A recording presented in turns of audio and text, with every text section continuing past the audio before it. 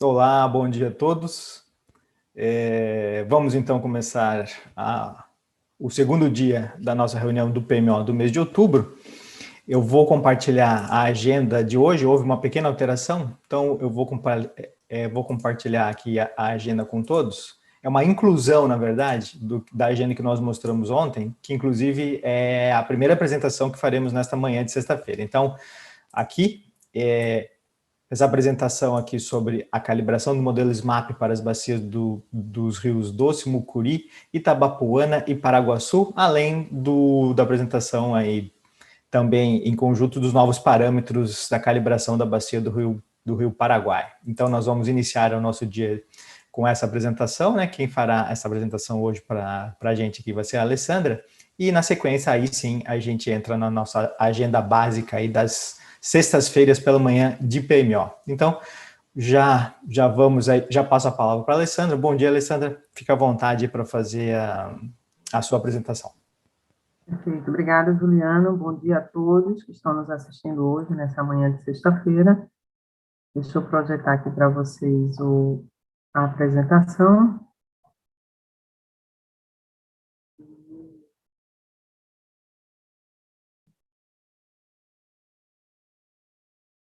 Está aparecendo aí para vocês, Juliano?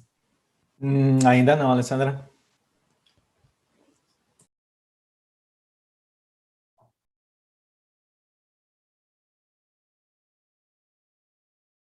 Um segundo.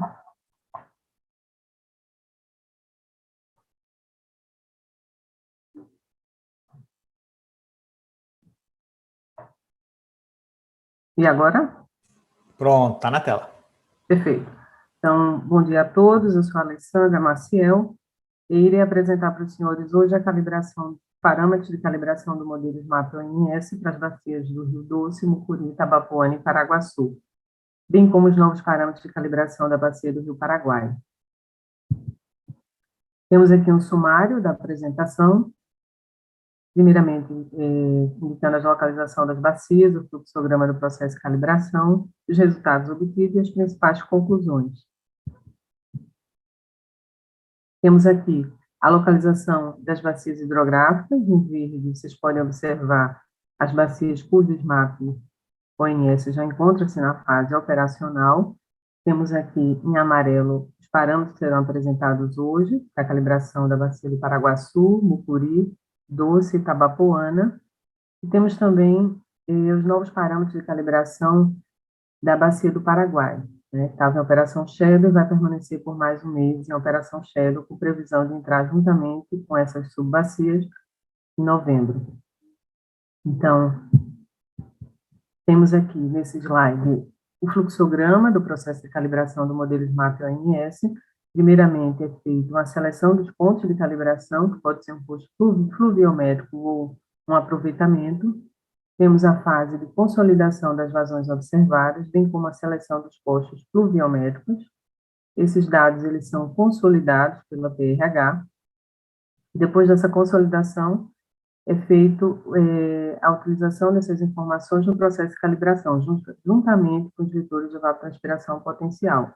Então, inicia-se a calibração do SMAP, é um processo manual, né, no Excel, um processo interativo, então, esses dados eles são inseridos nessa planilha e aí dá início à calibração automática. Então, a cada interação, esses resultados eles são avaliados, é feito um ajuste, né, de alguns parâmetros, alguns limites mínimos e máximos, e aí, a cada interação, esses resultados eles são avaliados até o momento da calibração ser considerada satisfatória, boa, né? Então, caso ela seja considerada boa, é dado por finalizado o processo, caso contrário, faz os ajustes e retoma a interação. Então, normalmente, a depender da complexidade da bacia e da qualidade dos dados de entrada, esse processo dura 4 a 6 interações. Ressalto que são utilizadas as informações do PSAC, né, é feita uma consistência aí pela PRH, observando os dados dos postos pluviométricos da bacia. Então, é atualmente utilizado hoje na calibração. Bom, em relação aos resultados, temos aqui a bacia do Doce, né, temos aqui a localização. Foram calibradas 4 subbacias, a bacia tem uma área de drenagem é de Mascarenhas, com área de 73.700 km². Temos aqui, seguidamente, Porto Estrela, com 9.410 km², Sá Carvalho, 4.260 km², e Tandonga, né, com 8.900 km². Essa outra subbacia aqui. Em relação aos parâmetros obtidos para Mascarenhas, vocês podem observar nesse gráfico superior aqui a precipitação média, né, os valores de precipitação, a chuva média da bacia, milímetros por dia. Temos aqui no trecho desse gráfico inferior as vazões observadas em azul, calculadas em vermelho, e o escoamento de base aqui em amarelo, tá?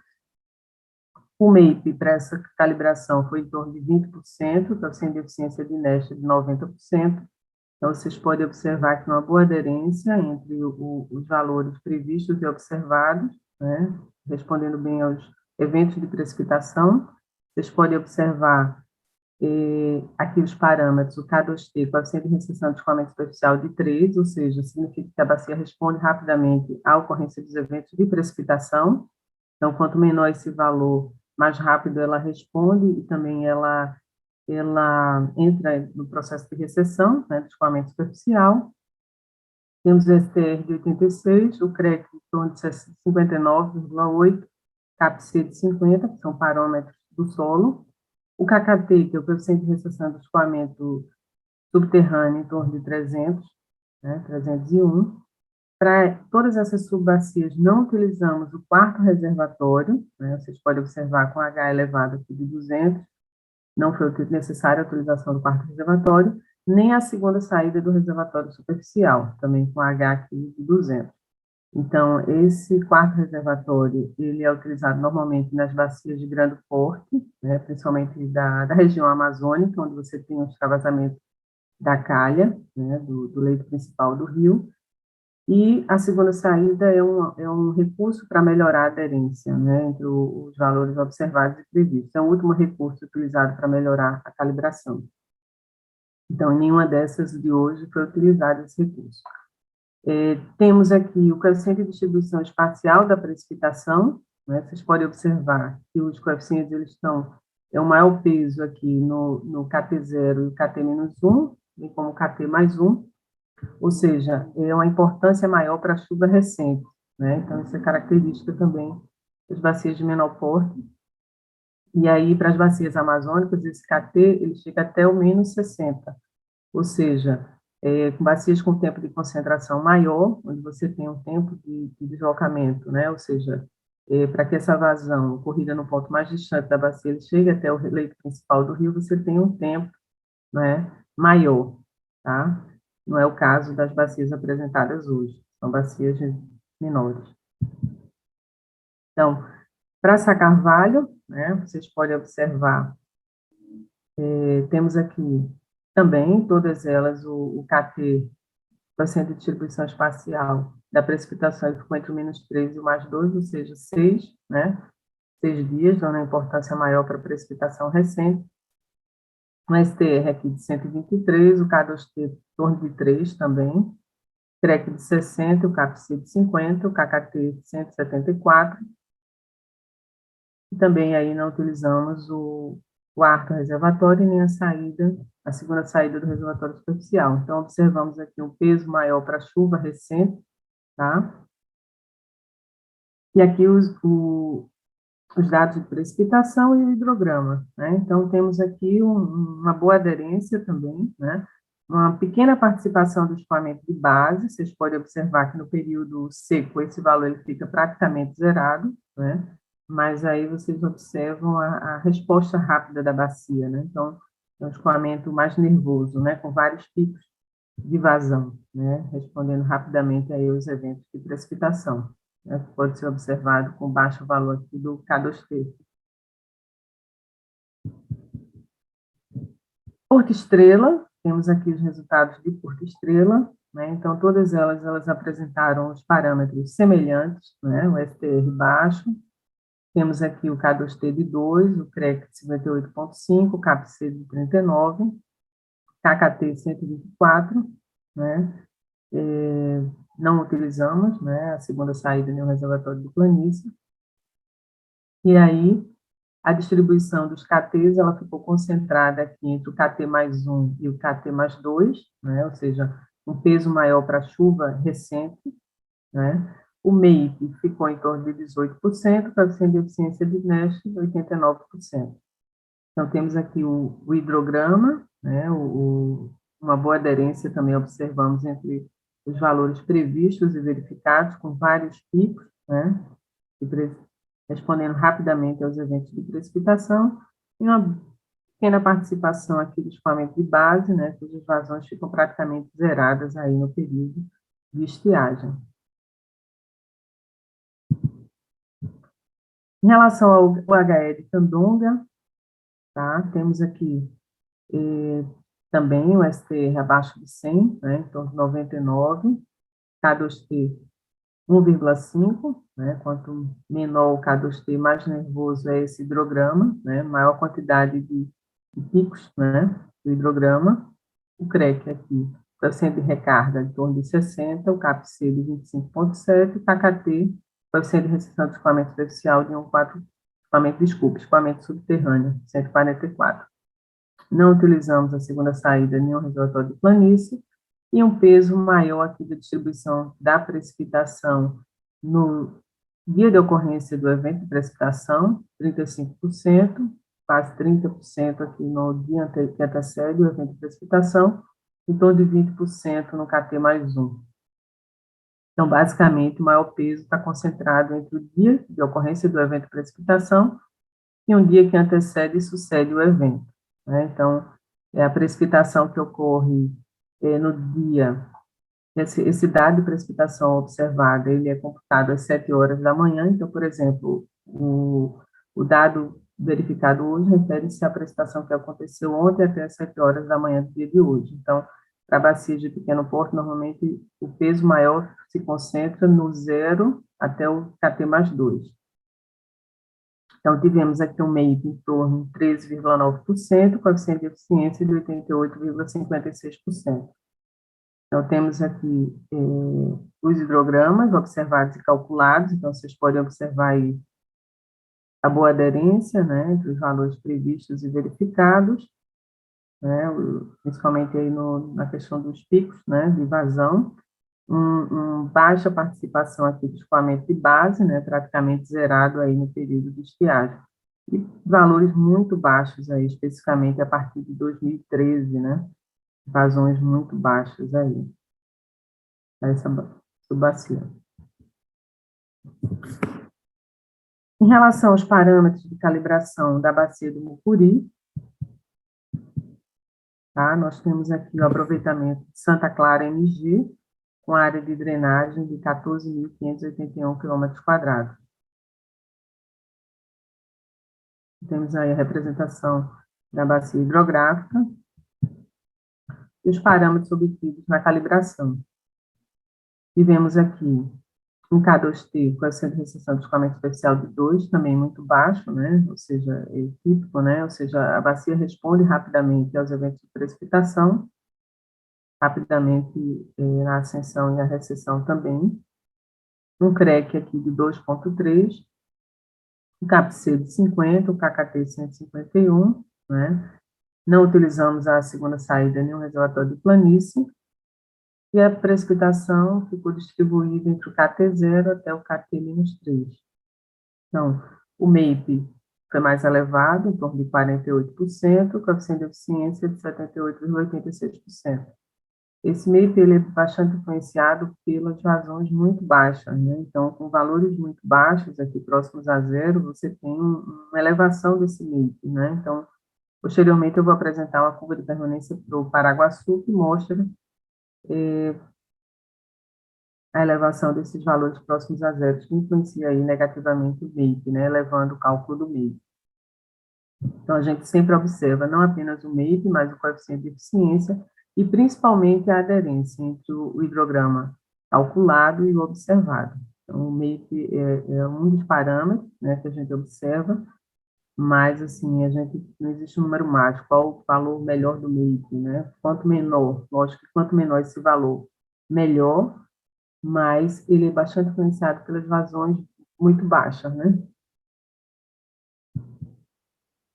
Em relação à bacia de Itabapoana, temos aqui a calibração que foi efetuada para o HL Rosal, com área de drenagem de 1.774 km², tá? E aqui os parâmetros obtidos na calibração. Então, temos aqui um STR de 189, o K2T de 2,48. Então, vocês podem observar que todas elas, o K2T bem baixo, né, abaixo de 3, o CREC de 19,2, CAPC de 50, KKT de 103. Não utilizamos a segunda saída, nem o reservatório, o quarto reservatório. Temos aqui a distribuição espacial da precipitação, uma concentração maior no KT0 no KT mais 1, né, que sucede ao evento de precipitação, e aí nós temos aqui o maior percentual, e o restante distribuído entre mais de 90%, né, concentrado aqui nesses 2 dias, ou seja, a importância da chuva recente, né, devido à dimensão da bacia, conforme esperado. Então, temos aqui os hidrogramas, né, uma participação, vocês podem ver a boa aderência, né, e também o período de recessão, né, vocês podem ver que está bem próximo ao escoamento de base, né, no período de recessão a gente só tem o escoamento de base, ele está bem aderente aos hidrogramas, e também vemos aí a resposta aos eventos de precipitação, tá? O MAPE de 21%, o coeficiente de eficiência 78,94%.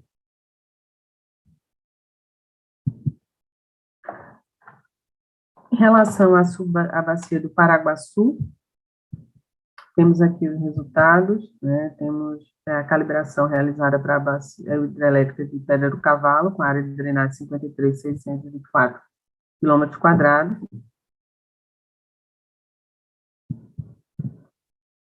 E temos aqui os resultados obtidos na calibração, né? O STR de 89,98, o K2T2 de 3, CREC de 1, bem baixo, né? O CAPC também de 1, o KKT 393, não utilizamos também o quarto reservatório nem a segunda saída do reservatório superficial. Aqui são os valores do PECOF e o ECOF, que é o valor de ajuste da precipitação e também da evapotranspiração potencial.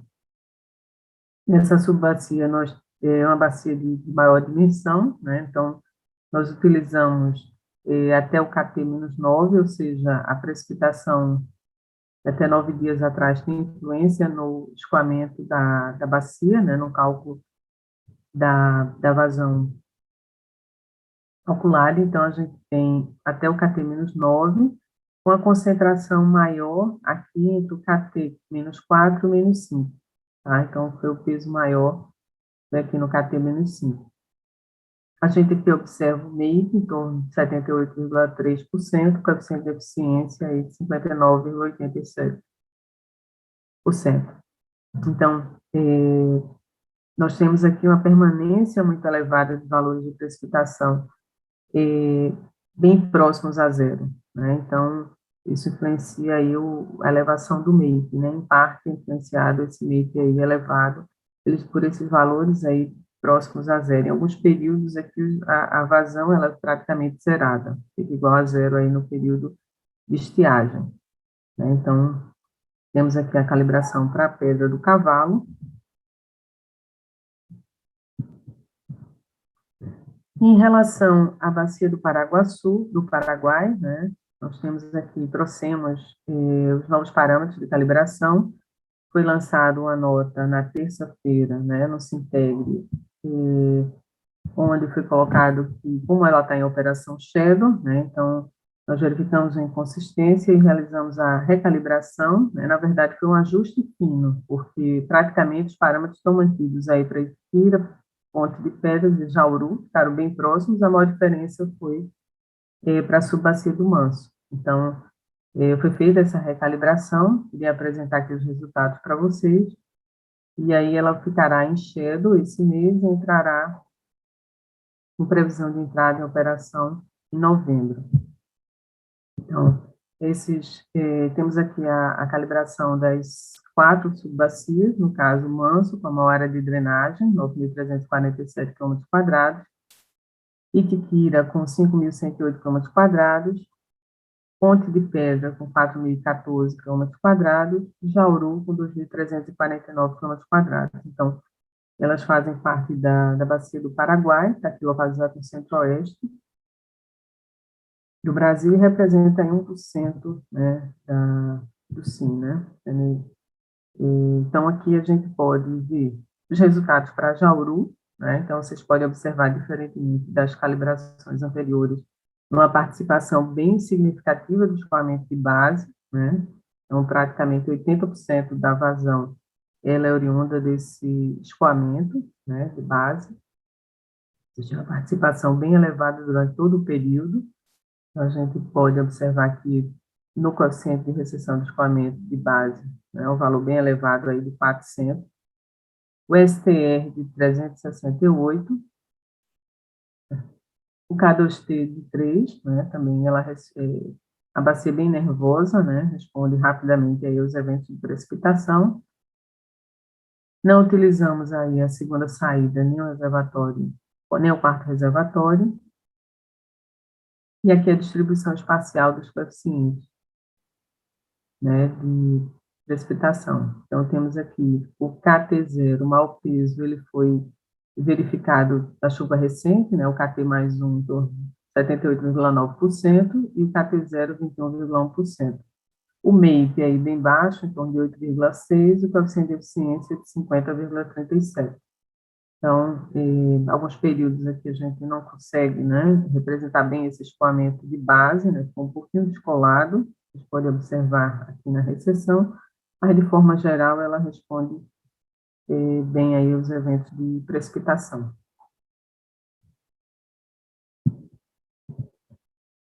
Em relação aos resultados para Itiquira, nós temos aqui os parâmetros obtidos, STR de 83, a gente observa, temos aqui também a participação elevada do escoamento de base, né, a curvinha amarela, um CREC de 60, o CAPC de 20, o KKT de 200, não utilizamos o quarto reservatório nem a segunda saída, o reservatório superficial, e aqui a distribuição espacial da precipitação. Então, temos aqui um peso maior no KT mais 2, né, e uma distribuição aqui de 14,7% para os demais dias até o KT menos 3.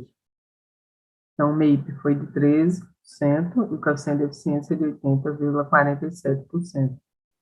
Então, temos aqui, né, a representação do hidrograma, também uma vazão bem nervosa, né, vocês podem observar com vários picos, né, diferentemente aí das bacias da região amazônica, que possuem um pico único, né, então temos os parâmetros aqui para Itiquira, praticamente ficou mantido, né, os parâmetros, assim, todas elas do Paraguai tivemos um pequeno ganho, tá, em torno de 0,5% a 1% no MEIP, e no coeficiente de eficiência também, mas foi um ganho em relação à calibração anterior, por isso que nós realizamos essa recalibração e estamos apresentando hoje os parâmetros para vocês. Então, em relação à Ponte de Pedra também, tá, a gente observa aqui também o peso maior no KT mais 2, né, o mais 1 e o 0, então temos aqui a importância da chuva recente, um STR de 266, K2T de 4, um CREC de 60, um CAPC de 20, o KKT, que é o coeficiente de recessão de escoamento subterrâneo de 520, né, não utilizamos a segunda saída nem o reservatório de planície, o ECOF e o PECOF, coeficiente de ajuste da precipitação de 0,97 e o ECOF de 0,60. Observamos aqui no hidrograma a participação elevada do escoamento de base durante todo o período, né, observado aí pelo elevado valor aí do KKT, né, quanto maior esse valor aí. Então, temos aqui a boa aderência, né, nos períodos de recessão, né, pegando também os picos, né, do hidrograma. Alguns anos ele não está bem representado, mas, de forma geral, a gente tem uma boa aderência no período de recessão, né? Então, MEIP de 7,7%, coeficiente de eficiência de 61,82%. Em relação à última subbacia do Paraguai, a Manso, tá? Então, a gente observa, temos aqui o STR de 53, mais baixo, né? Característica da capacidade do solo reter essa água, então é uma bacia de arenito. Então, vocês observam, diferentemente das outras subbacias, nós temos uma participação bem menor aqui do escoamento de base, ele fica praticamente zerado aqui no período de estiagem, muito baixo também no período úmido, valores muito baixos, né? Então, a gente tem a resposta aos eventos de precipitação, né? Observamos a aderência aí dos picos e da recessão e também da ascensão, né? E aí nós tivemos, não utilizamos a segunda saída nem o quarto reservatório, e aí o coeficiente de distribuição espacial da precipitação com peso maior no KT mais 1 e no KT mais 2, né? Então, a chuva recente, né? A importância da chuva recente, concentrada aqui nesses 2 dias. Tivemos um ganho no meio em relação à calibração anterior, passou de 30% para 16%, e o coeficiente de eficiência também, que aumentou aí para 82,99%. Então, como conclusões, nós temos que os hidrogramas calculados, eles ficaram aderentes às vazões observadas no período, observando o período de ascensão e de recessão, representando bem os picos de vazão no período úmido e as vazões observadas no período de estiagem. As subbacias de Ira, Jauru, Manso e Ponte de Pedra apresentaram bons índices de calibração, com o MIP variando de 7,7% a 16,4%. As subbacias das usinas hidrelétricas de Mascarenhas, Sacarvalho, Porto Estrela, Candonga e Rosal apresentaram também bons índices de calibração, com o MIP variando de 15,9% a 21,3%. E em nenhuma das subbacias foi necessário adicionar o reservatório de planície, nem a segunda saída do reservatório superficial, conforme esperado. E o baixo número de KTs, o coeficiente de distribuição espacial da precipitação, ele justifica-se pela dimensão e características das bacias, tá? Então, são bacias de menor porte. Vale salientar que nós não observamos apenas o MEIP, né? Temos o coeficiente de eficiência de Nest, que é levado em consideração, e a aderência entre os hidrogramas observados e calculados.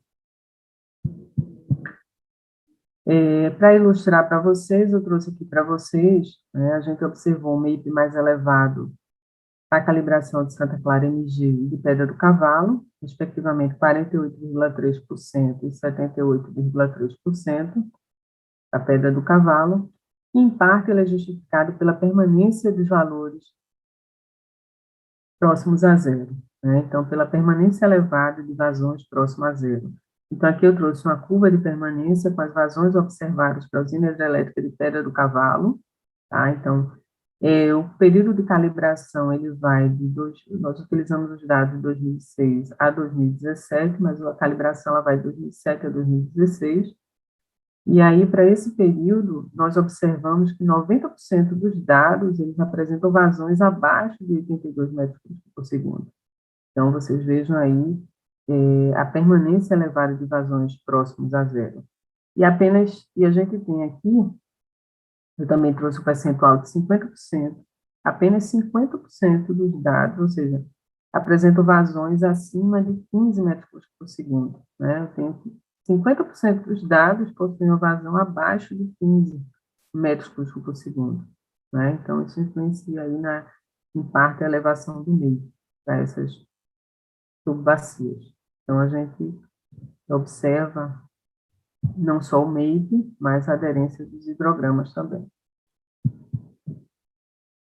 Como conclusões, nós temos que a incorporação dessas bacias, teremos os seguintes percentuais de utilização do modelo SMAP ONS CPINS para previsão de vazões na primeira e segunda semana operativa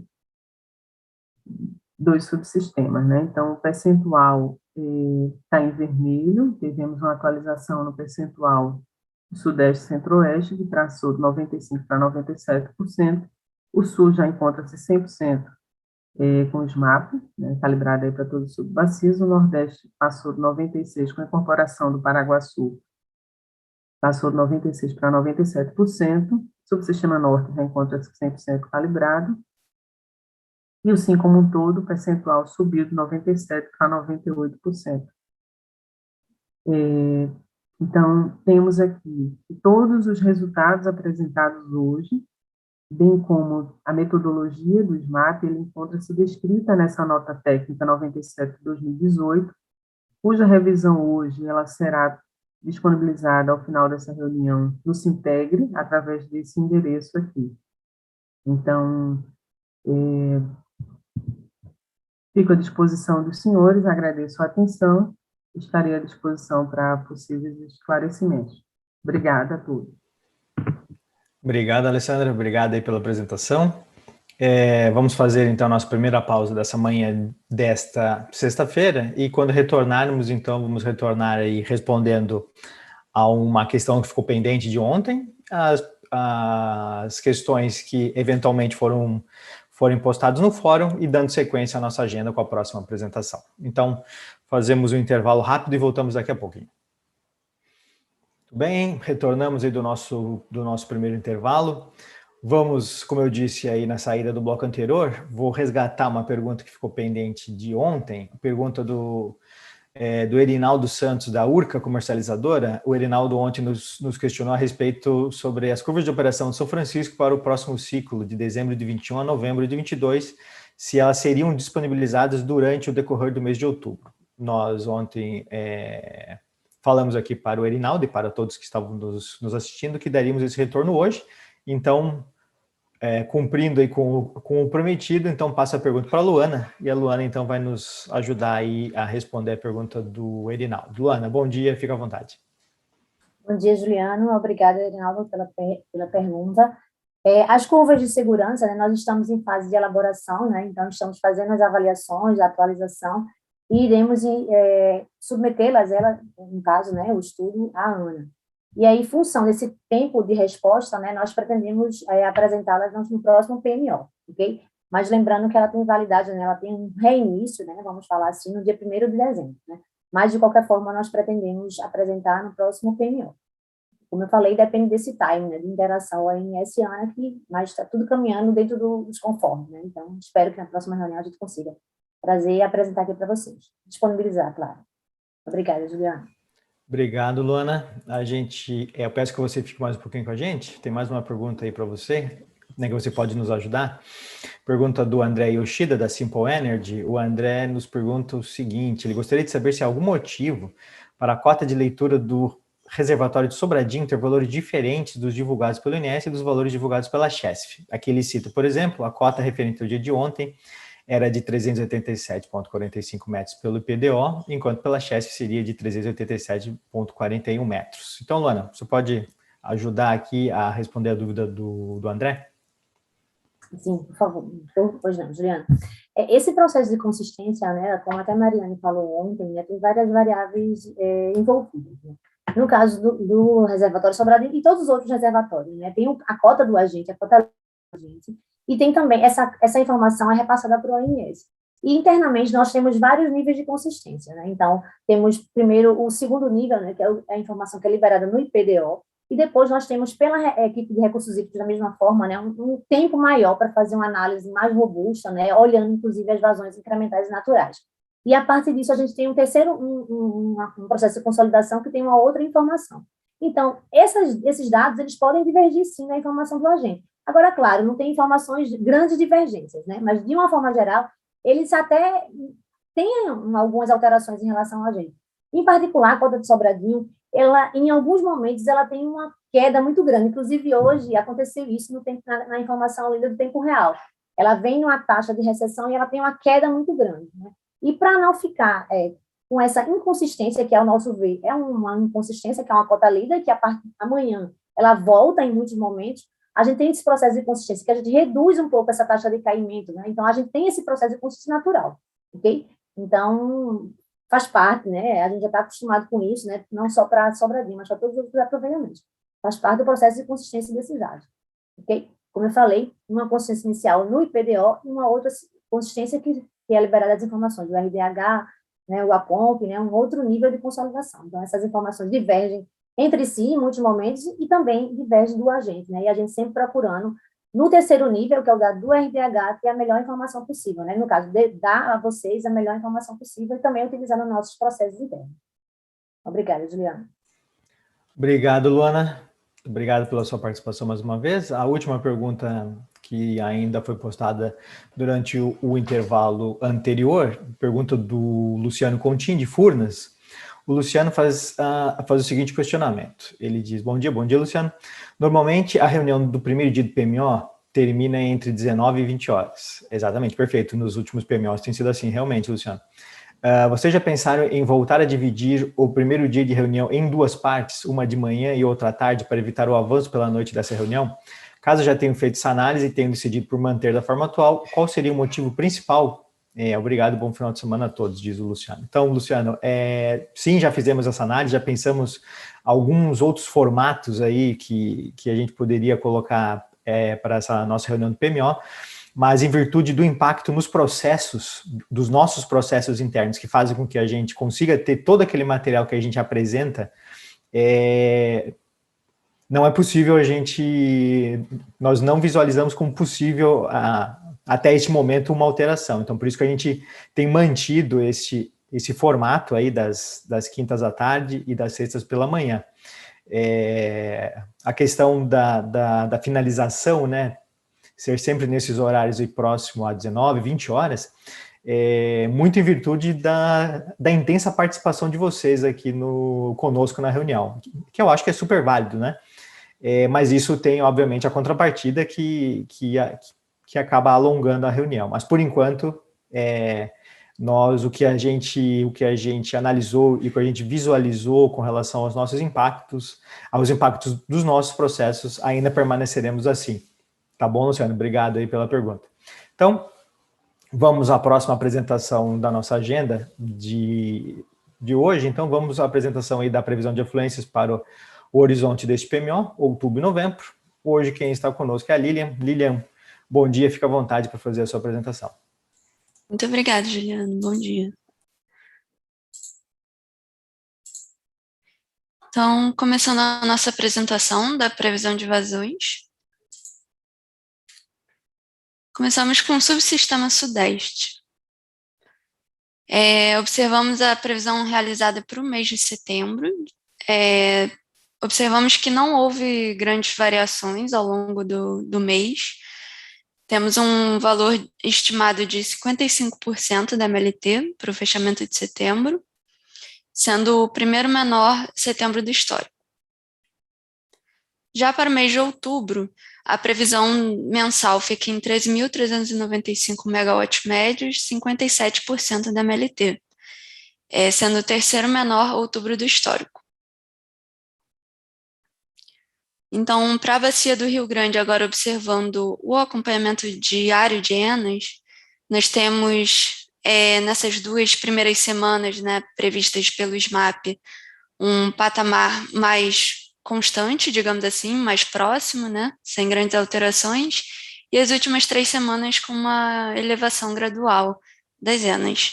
A previsão mensal para a bacia do Grande fica em 49% da MLT. Para a bacia do Rio Paranaíba, nós temos uma estabilidade também nas primeiras semanas e uma elevação nas 2 últimas semanas. A previsão mensal fica em 37% da MLT. Para a bacia do Rio Tietê, nós observamos a elevação mais expressiva para a segunda semana, né?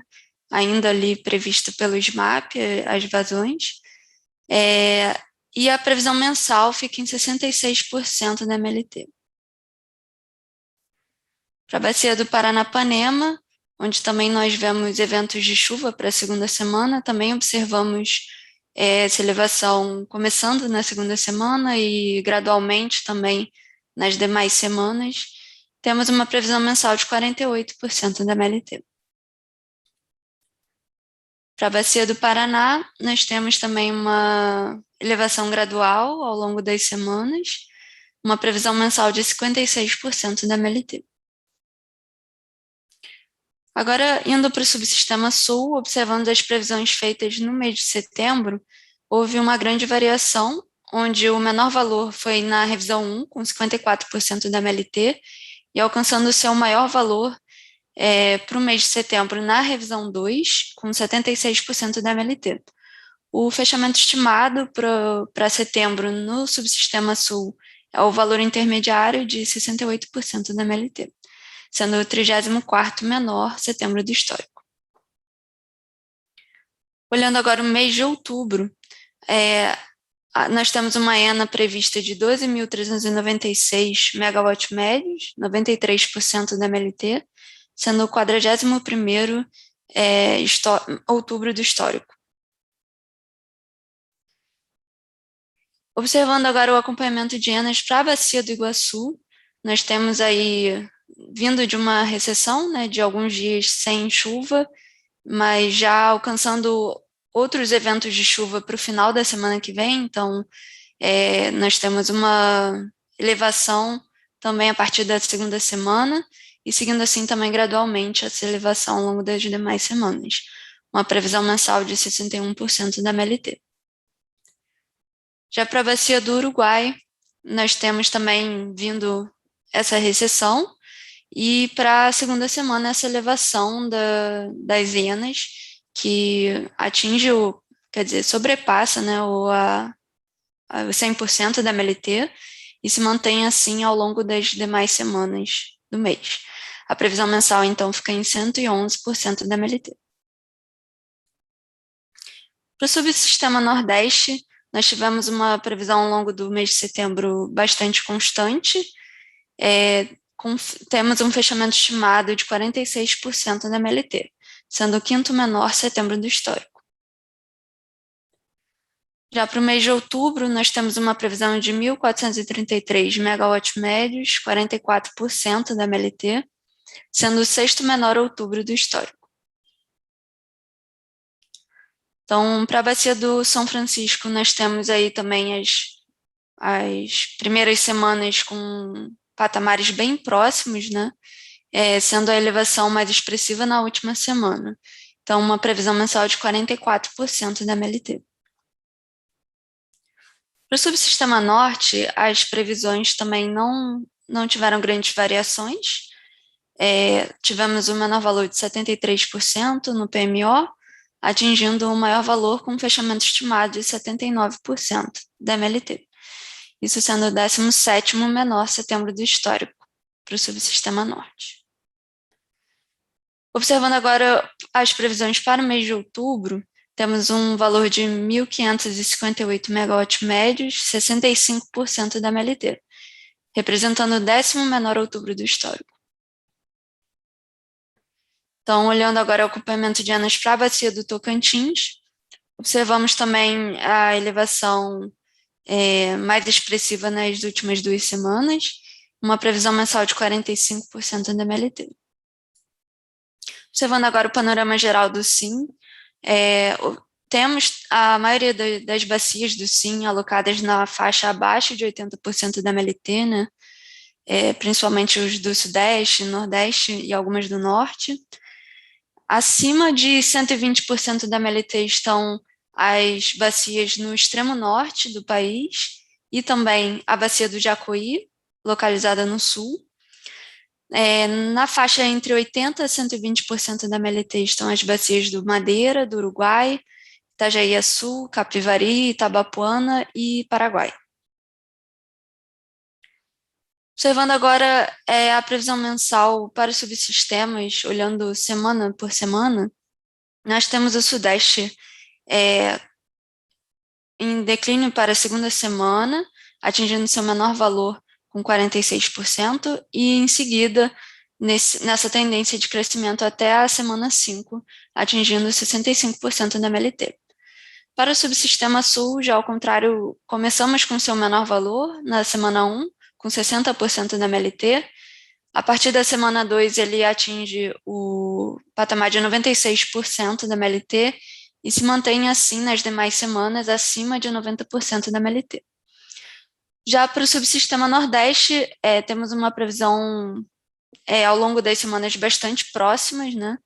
Ali em torno de, acima de 40%, né? Ali entre 43% até a semana 4, e com uma pequena elevação na semana 5 para 48% da MLT.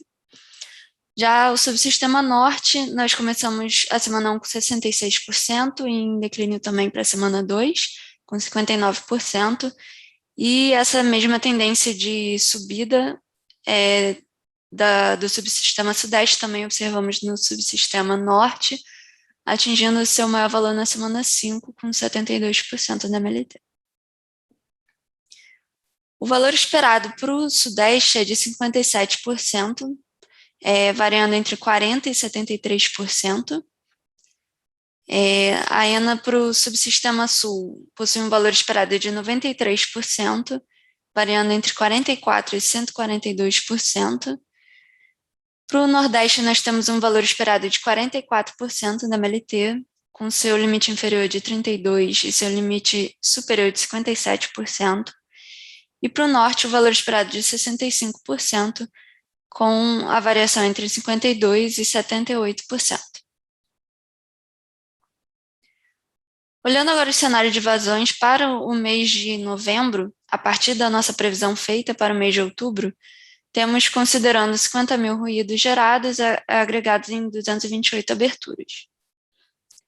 Então, observamos aí o Sudeste com mais ou menos 81% dos cenários entre 50% e 90% da MLT, sendo a sua faixa mais expressiva a de 50% a 70% na MLT. Para o subsistema Sul, 56% dos cenários estão abaixo da MLT e 28% estão acima. Para o subsistema Nordeste, 71% dos cenários se encontram abaixo de 70% da MLT. E para o subsistema Norte, 62% dos cenários se encontram entre 50% e 90% da MLT. Então, assim encerro a apresentação e devolvo a palavra para você, Juliana. Obrigado, Lilian. Obrigado pela apresentação. Então, faremos aí mais uma pausa e voltamos daqui a pouco, então, com a sequência da nossa reunião. Até daqui a pouco. Tudo bem, voltamos aí de mais um intervalo. Vamos às questões que foram postadas no fórum. E eu queria só, um aviso para a Daniele Mota, da 2W, fez uma pergunta aqui sobre o modelo ECMWF. A gente vai responder no próximo intervalo, tá, Daniele? Que as nossas equipes aqui estão verificando. A pergunta do Vitor Hugo Ferreira, da Gold, nós vamos encaminhar para logo após a apresentação de resultados aqui, Vitor, já que você pergunta sobre o deck preliminar do Decomp, então a gente vai encaminhar para logo em seguida da apresentação de resultados, após o próximo intervalo. E aí, então, a pergunta que a gente já pode responder nesse momento, pergunta do Gustavo Caixeta, da Nova Energia. O Gustavo perguntou o seguinte: ao longo do período seco, as vazões mínimas de Jupiá e Porto Primavera foram flexibilizadas com data até o final de outubro. O INS pretende pedir aos agentes uma nova flexibilização durante o período úmido? Se sim, os agentes precisarão fazer novos testes ou aqueles feitos no período seco são suficientes? Gustavo, as análises aí para o período úmido realizadas pelo INS ainda estão em andamento. A gente ainda não tem nenhum resultado, ou assim, não temos ainda, são resultados preliminares, então a gente não tem nenhuma informação adicional nesse momento sobre essa sua pergunta, tá bom? Então, seguimos conforme combinado, então, vamos à próxima apresentação, agora sobre os resultados deste PMO de outubro. Então, quem está conosco hoje é a Daniele. Daniele, bom dia, fica à vontade para fazer a sua apresentação. Bom dia, Juliano. Eu vou compartilhar aqui a minha tela. Só um segundinho. Foi? Está na tela sim, Dani. Pode seguir. Então, bom dia a todos que estão acompanhando essa reunião semanal. Vou apresentar agora os resultados do PMO de outubro, né? Aqui eu apresento inicialmente a agenda, a gente vai falar dos primeiros itens, nos primeiros dois itens, nós vamos apresentar um resumo bem rápido dos principais insumos aqui para elaboração desse PMO. Em seguida, vamos começar a apresentar os resultados de CMO, armazenamento, despacho térmico e informações adicionais. Então, vamos direto aqui aos dados.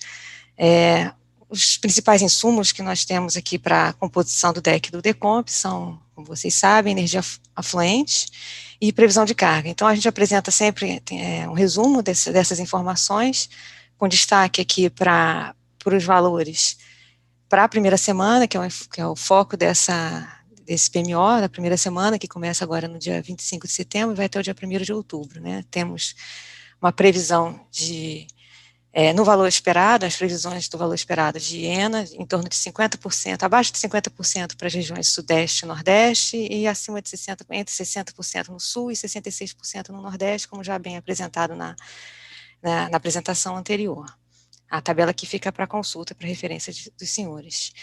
Em relação à previsão de carga, essa é a tabela resumo da previsão. A carga prevista para o mês de outubro é de cerca de 72 gigawatts, tá? Um pouco maior do que a carga que nós tínhamos previsto para o mês de setembro, né? No mês passado, a previsão da carga era de 70 gigawatts. E aqui tem a variação da carga para cada uma das semanas que compõem esse estudo, as 6 semanas desse PMO de outubro. Passando agora para uma outra informação que não entra diretamente na simulação do DECOMP, mas é utilizada aqui na programação da operação, é a declaração pelos agentes de importação de energia, tanto da República do Uruguai quanto da Argentina.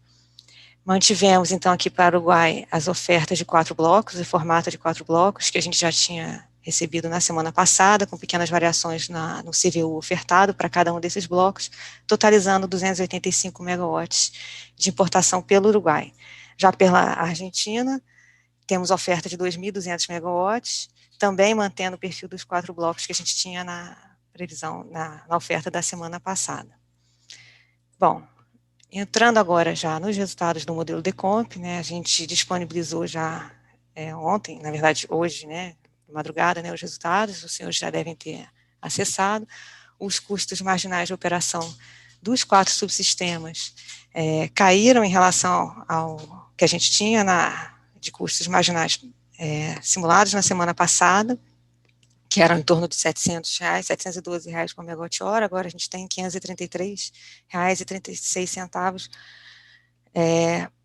por megawatt-hora, igualado, né, os 4 subsistemas estão com os mesmos CMOs, e isso a gente pode até observar nesse diagrama esquemático aqui à direita da tabela dos CMOs, a gente destaca quais foram os limites de intercâmbio que atingiram seu limite, no caso apenas a FNES, a pesada média e leve, e a FNES mais FNS nos patamares de carga média e leve. Portanto, a gente conseguiu nessa semana a equalização dos 4 subsistemas em termos de CMOs.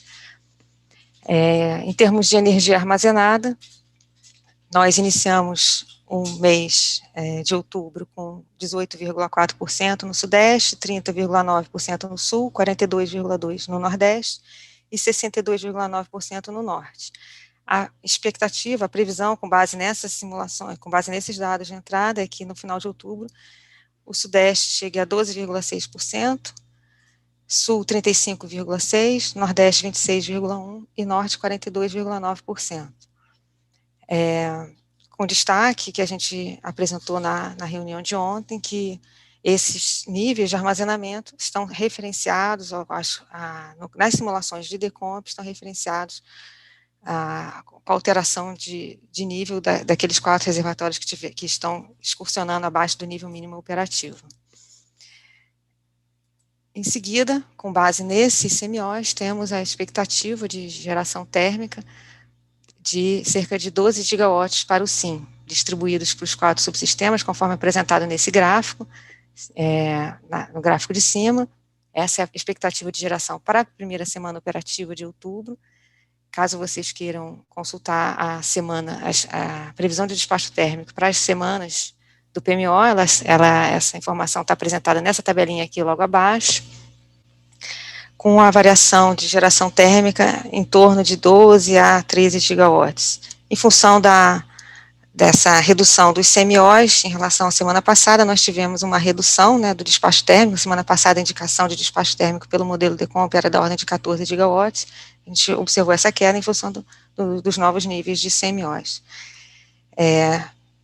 Mais uma vez, a gente sempre lembra que esse despacho térmico indicado pelo modelo DECOMP tem um caráter meramente informativo, uma vez que o despacho por ordem de mérito é indicado sempre diariamente, né, pelo modelo DECOMP. Outra informação sobre despacho térmico que a gente costuma trazer nessas reuniões de PMO, que apresenta para vocês também, bem detalhado no IPDO, que já foi, no IPMO, desculpa, que já foi até divulgado. A gente tem aqui a tabela com o despacho térmico, detalhando usina a usina, se o despacho foi por inflexibilidade, ordem de mérito ou razão elétrica. Por patamar de carga também, essas duas tabelas aqui nesse primeiro gráfico são do Sudeste e Sul, elas ficam aqui para referência, para os senhores consultarem. Aqui, no caso do Sudeste, a gente só fez uma... a tabela está apresentada só até a usina que está despachada por ordem de mérito. As usinas que estão acima, com CVUs acima da ordem do CMO, a gente não apresentou nessa tabela, mas no IPMO ela vai ser apresentada inteiramente, só em termos de visualização aqui, para ficar mais fácil para a gente. Para o Nordeste e para o Norte, a tabela é essa, também está apresentada aqui nesse mesmo formato, com a indicação de despacho por ordem de mérito, flexibilidade, razão elétrica e o total por subsistema. Destacamos, né, que em relação às usinas que são despachadas a gás natural liquefeito, essas usinas têm um despacho antecipado, e esse despacho é indicado basicamente, né, pelo custo de oportunidade dessas usinas no futuro, daqui a 2 meses. Portanto, essa informação a gente obtém do New Wave, né, o New Wave passa essa informação para o DECOMP através do chamado benefício GNL, que é essa informação que é apresentada aqui nessa tabela, por patamar de carga.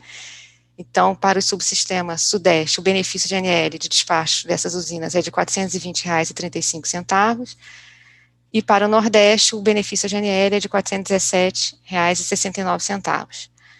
No caso da usina de Santa Cruz e de Porto Sergipe, os seus custos variáveis estão inferiores a esse benefício, portanto, elas foram indicadas para despacho antecipado por ordem de mérito para essa semana, que vai do dia 27 de novembro até o dia 3 de dezembro. Já a Luiza O.R. Melo está com o CVU um pouco superior, o CVU dela é de R$ 438,83, superior, portanto, ao benefício do subsistema ao qual ela pertence. Então, embora ela não esteja aqui indicada como despacho, você vê que está com a observação número 2, a gente esqueceu até de colocar aqui embaixo da tabela, né, 1 e o 2, ela está indicada por ordem de mérito, e 2 ela não está indicada por ordem de mérito, essa referênciazinha aqui, né. Então, embora ela não esteja despachada por ordem de mérito de custo, o ONS comanda o seu despacho antecipado em sua totalidade para essa mesma semana de 27 de novembro a 3 de dezembro. Em seguida, em termos de informações adicionais, a gente sempre lembra aqui que na área de programação da operação, programação mensal da operação, a gente, assim que disponibiliza o DEC preliminar, a gente abre o fórum para que vocês possam, aqui nesse link, aqui onde vocês podem observar aqui, para que vocês possam fazer suas contribuições em relação a esse DEC, enviar dúvidas, questionamentos, sugestões, e tudo podem ser enviados nesse link aqui, está descrito aqui embaixo, nessa manhã de sexta-feira até meio-dia. A gente aguarda essas contribuições, e após a análise das contribuições eventualmente recebidas, a gente publica o DEC oficial. Logo em seguida, a gente publicará o DEC oficial do DECOMP, mas o preliminar já está lá para análise dos senhores. Bom, a gerência de programação mensal da operação fica aqui à disposição. Esses são os nossos canais de contato, tanto pela central de relacionamento com os agentes, quanto da nossa caixa aqui do PMO para envio de informações. Juliano, era isso que eu tinha para a apresentação de hoje. Eu agradeço a todos e vou encerrando aqui, fico à disposição para dúvidas. Obrigado, Daniele, obrigado aí pela apresentação. Então, faremos nosso último intervalo, e quando voltarmos aí, voltamos respondendo as últimas perguntas postadas no fórum e com a leitura da ata e o encerramento desta reunião. Então, voltamos em alguns minutos. Tudo bem, então voltamos do nosso último intervalo. Então vamos às últimas perguntas postadas no fórum. Vamos retornar então à pergunta que tinha sido feita no bloco anterior, a pergunta da Daniele Mota, da 2W. A Daniele nos perguntou o seguinte: com as mudanças no modelo ECMWF, se o ONS irá mantê-lo na previsão por conjunto? Então, repasso a pergunta da Daniele para o Fred. Fred, bom dia, por favor. Opa, bom dia, Juliano, bom dia a todos. Então, Daniele, aqui a gente está avaliando como que a gente vai proceder com essa mudança. Se a gente tira ele do modelo, se a gente consegue um histórico com o Centro Europeu, então ainda está sob análise. Ok, Fred, peço para você ficar mais um pouquinho conosco. Mais uma pergunta que a gente direciona para você, do Felipe Wieser, da Norus Tecnologia. O Felipe perguntou se a previsão para a entrada da bacia do Paraíba do Sul é mais incrementais do São Francisco. Aqui ele cita Carinhanha, Morpará e Sobradinho no SMAP. Então, bom dia, Felipe. O ONS tem intenção, sim, de tentar calibrar as mapas para essas incrementais, mas a gente ainda não tem nenhuma previsão, né, para colocar eles em operação, né? A gente está estudando tudo ainda. Obrigado. Ok, Fred. Então vamos à última pergunta, a pergunta do Vitor Hugo Pontes Ferreira, da Gold Energia. O Vitor nos perguntou o seguinte: verificamos no deck preliminar do Decomp que a restrição HV-117 ainda está sendo modelada. Essa restrição é para o controle da hidrovia Tietê-Paraná, evitando variações grandes de níveis entre os reservatórios das duas usinas e prejudicando a navegação das embarcações pelo canal Pereira-Barreto, correto? A partir do momento que não estamos mais tendo navegação pela hidrovia, essa restrição não deveria ser temporariamente retirada do deck? Adicionalmente, com a redução das cotas mínimas de ambas as usinas acontecendo desde a RV 3 de setembro, esse desnível entre as usinas é esperado, uma vez que a redução da cota de Ilha Solteira é superior à de Três Irmãos, sendo incoerente manter a supracitada restrição, correto? Muito bem, Vitor. Muito boa pergunta. Então, vamos por partes aqui. Muito bem observada, né? Essa restrição continua sendo modelada e, basicamente, embora a hidrovia realmente esteja paralisada aí momentaneamente, há um limite físico, desse desnível entre os reservatórios das usinas de Três Irmãos e Ilha Solteira. E esse limite físico ainda não foi informado. Qual é esse limite físico de desnível entre esses reservatórios? Ainda não foi informado pelo agente que é responsável pela gestão do canal, não foi passado para o ONS. Então, como a gente não tem essa informação, por isso que essa restrição está mantida. Uma vez que a gente tem essa informação, a gente vai analisá-la e aí faremos os devidos ajustes aí nos decks dos modelos, no caso específico aí do que você citou no deck do Decomp, tá bom? Então, com isso, nós encerramos aí as respostas ao hall de perguntas que foram postadas no fórum. Vamos, então, partir para a leitura da ata. Então, eu vou compartilhar com vocês aqui e vamos partir para a leitura. Então vamos lá, a ata da reunião do PMO de outubro de 2021, espero que todos já estejam vendo, realizados nos dias 23 e 24 de setembro, através de transmissão online pelo site do ONS. Então, foram realizadas as seguintes apresentações: pela Câmara de Comercialização de Energia Elétrica, a CCE, as restrições enquadradas na previsibilidade para o cálculo do PLD. Pela Gerência Executiva de Planejamento Energético, os dados de entrada do modelo New Wave, para o mês de outubro, para a elaboração do PMO do referido mês, as considerações sobre os níveis mínimos de usinas hidrelétricas nos modelos energéticos. Sobre as apresentações realizadas que versaram sobre o acompanhamento e a previsão da carga, a Gerência de Acompanhamento e Previsão da Carga, APEC, iniciou a sua apresentação mostrando um panorama dos indicadores econômicos, ressaltando a sua relação com o comportamento da carga nos últimos meses. Destacou o desempenho da indústria e dos setores de comércio e serviço. Além disso, apresentou o acompanhamento das taxas de crescimento do consumo por classe disponibilizado pela EPE, destacando o desempenho das classes industrial e comercial. Em seguida, foi apresentado o acompanhamento da carga verificada ao longo dos 2 últimos anos. Para o ano de 2021, foram apresentados os valores verificados por subsistema para o período de janeiro a agosto. Para setembro, foram mostrados os valores estimados para o mês com base nos 21 primeiros dias verificados e mais a previsão para o restante dos dias. Além dos valores verificados e estimados para os meses de janeiro a setembro do ano em curso, foram apresentadas também as respectivas taxas de crescimento em relação aos mesmos meses do ano anterior. Para o mês corrente, foram ressaltados os principais destaques meteorológicos e econômicos que vêm impactando no comportamento da carga. Finalizando, foram apresentadas as previsões consolidadas por subsistema para os meses de outubro e novembro de 2021, consolidados no PMO de outubro, sendo as mesmas comparadas com os valores previstos na segunda revisão quadrimestral do Plan 2021-2025. Já pela Gerência Executiva de Planejamento Elétrico, a apresentação realizada sobre as principais alterações de limites elétricos no PMO, neste PMO. Pela Gerência Executiva de Programação, apresentações sobre pontos de destaque da operação eletroenergética do SIM no mês de setembro, os dados de entrada do modelo DECOM para o mês de outubro de 21, para a elaboração deste PMO, e o acompanhamento do modelo DECEM na programação diária. Sobre as apresentações realizadas pelas equipes de Meteorologia e Hidrologia, no dia 23, apresentada a previsão hidrometeorológica e a análise das condições climáticas. Na primeira semana de setembro, a precipitação ficou restrita ao norte do país e litorais das regiões sul e sudeste, atingindo apenas o trecho baixo da bacia do rio Xingu. Nas 3 semanas subsequentes, o avanço de sistemas frontais, seguidos pela atuação de áreas de instabilidade na região sul e sudeste, ocasionou precipitação de intensidade moderada a forte nas bacias do rio Jacuí, Uruguai e Iguaçu, e em pontos isolados do Paranapanema e da incremental a Itaipu. Importante destacar que, diferente do mês de agosto, as bacias da região sul terminam o mês com precipitação próxima à média histórica. As demais bacias hidrográficas de interesse do SIM permaneceram com a condição de estiagem típica dessa época do ano. Capitais brasileiras apresentaram valores de temperatura mínima e máxima entre a média e acima da média histórica. A configuração sinótica observada no mês de setembro favoreceu a geração eólica e solar, que em geral se mantiveram elevadas no decorrer das semanas. No trimestre outubro, novembro e dezembro, ocorre o início do período chuvoso na faixa central e norte do Brasil. As primeiras pancadas de chuva atingem o noroeste da região norte, migrando no eixo noroeste-sudeste até atingir a região sudeste.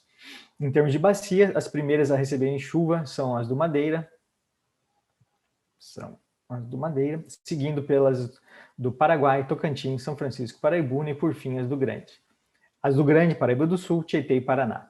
Em termos de temperatura, em outubro ainda é comum registrarmos os extremos de temperatura máxima do ano, mas com o retorno da chuva, embora a temperatura média, mínima, a mínima média e a máxima média aumentem. A chuva diminui a frequência de novos extremos nos meses de novembro e dezembro. Os campos de temperatura de superfície do mar, do Oceano Pacífico, se mantêm com águas mais frias que o normal, próximo do limite que caracteriza o fenômeno Laninha. Embora ainda seja prematuro especificar, há indícios de que esta Laninha deve ser do tipo MODOC e de fraca intensidade, com anomalia de TSM entre menos meio grau e menos 1 grau Celsius. Os meteorologistas dos centros internacionais veem probabilidade de mais de 60% de ocorrência do fenômeno nos meses de primavera e verão. Para o Brasil, um trimestre de outubro, novembro e dezembro, sob efeitos de Laninha, é caracterizado por chuva abaixo da média nas bacias do Jacuí, Uruguai e Paraná e sem sinal definido nas demais bacias do SIM. De acordo com os modelos climatológicos, esse trimestre deve registrar chuva abaixo da média na região sul, nas bacias do Jacuí, Uruguai, Iguaçu e Grande, e chuva acima da média no centro-norte do Brasil, cobrindo áreas das bacias do Madeira, Tocantins e São Francisco. A bacia do Paraná e a maioria de seus afluentes fica entre essas duas regiões e tem sinal indefinido.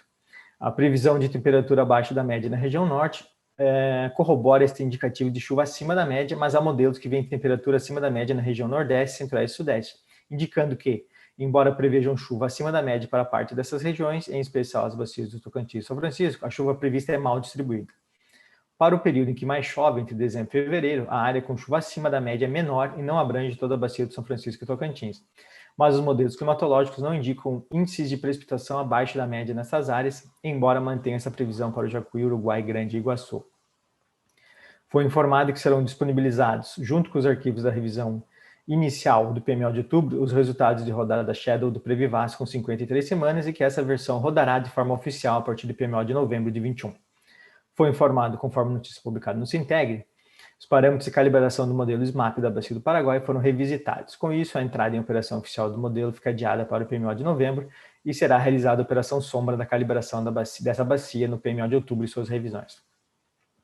Foi informado também que a partir do PMO de outubro de 21 inicia-se a operação sombra dos modelos SMAP, calibrados para as bacias dos rios Doce, Paraguaçu, Mucuri e Itabapoana. Assim, a partir do PMO de novembro de 21, os resultados do modelo SMAP serão utilizados para a primeira e segunda semana previstas em substituição aos resultados do Previvas para os aproveitamentos das bacias do Paraguai, Doce, das bacias Paraguai, Doce, Itabapoana, Mucuri e Paraguaçu.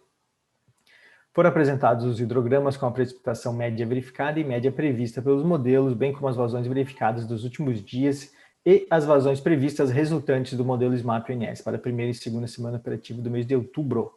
Bacias dos rios Grande, Paranaíba, Tietê, Paranapanema, Iguaçu, Uruguai, Jacuí, Capivari, Itajaí-Açu, Paraná, São Francisco, Tocantins, Madeira, Telespires e Xingu. O ONS também apresentou os resultados do cenário de vazões de longo prazo obtidos com o modelo SMAP, a partir da utilização da chuva histórica 2006-2020 e da previsão de precipitação do modelo ICMWF estendido. Na sessão de perguntas abertas aos agentes, a PRH esclareceu dúvidas sobre a variação de volume de armazenamento do reservatório de Sobradinho observado nos últimos dias, o cronograma para a calibração do modelo SMAP para a bacia do Rio Paraíba do Sul e a consolidação da chuva observada para a subbacia do Guajará-Mirim, com reflexo nos resultados da vazão incremental geral. Já no dia 24, foram apresentados e divulgados os parâmetros de calibração do modelo SMAP para os aproveitamentos das bacias do rio Mucuri, Itabapoana, Paraguaçu e Doce, substituição aos resultados do Previvas para as duas primeiras semanas operativas. Também apresentados novos parâmetros, a partir da reavaliação e calibração do modelo SMAP para os aproveitamentos das bacias do rio Paraguai. Em seguida, foi apresentado o desempenho da previsão de vazões do mês de setembro de 2021 para cada um dos subsistemas, sempre comparando o valor previsto no PMO e revisões com o valor estimado para o fechamento do mês. Posteriormente, foi apresentada a previsão de vazões para o mês de outubro de 2021 para todos os subsistemas, sendo detalhada a evolução das vazões nas bacias dos rios Grande, Paranaíba, Paranapanema, Paraná, Iguaçu, Uruguai, São Francisco e Tocantins. Destaca-se na previsão da INA mensal que o subsistema Sudeste, com 57%, Sul, com 93%, Nordeste, com 44% e Norte, com 65%, apresentam MLT abaixo da média histórica. Para o mês de novembro de 21, os cenários gerados foram agregados em 228 aberturas. Para o subsistema Sudeste, 81% desses cenários gerados apresentam ENA entre 90% e 50% de MLT. Para o subsistema Sul, 56% dos cenários gerados apresentam ENA abaixo da MLT, 28% acima e 16% próximos da média de longo termo. Sobre o sistema Nordeste, 71% dos cenários se encontram abaixo de 70% da MLT, já para o subsistema Norte, 62% dos cenários gerados estão de 50% e 90% da MLT. Assuntos gerais, o representante da Eletrobras informou que a potência contratada pela Eletrobras com Itaipu para o mês de outubro de 21 para o sistema brasileiro é de 10.415 megawatts. Os demais itens da ata, conforme a nossa rotina, ficam para consulta posterior. Trata-se do histórico da ata. Então, vou parar aqui o compartilhamento. Com a leitura da ata, então, conforme a gente sempre faz, né? Após a leitura da ata, a gente disponibiliza aí cerca de 30 minutos para eventuais contribuições, então são 11 horas, então aguardaremos aí eventuais contribuições de vocês para a ata até as 11h30 dessa sexta-feira, quando então daremos a ata por finalizada e ela será anexada junto às demais apresentações no portal Sintegre. Então, com isso, podemos encerrar a reunião do PMO de outubro de 21. Agradeço mais uma vez a intensa participação de todos, tanto ontem quanto hoje, aos colegas do ONS, né, que mais uma vez fizeram com que isso tudo fosse possível, a Vox, que nos possibilitou aí a transmissão, e desde já faço o convite para a retomada da nossa rotina de apresentações semanais da programação da operação a partir da próxima sexta-feira, sempre no horário já de rotina a partir das 15 horas. Então é isso. Encerramos aqui por hoje, voltamos aí no próximo PMO e um bom final de semana a todos. Agradeço mais uma vez e até a próxima. Um abraço a todos.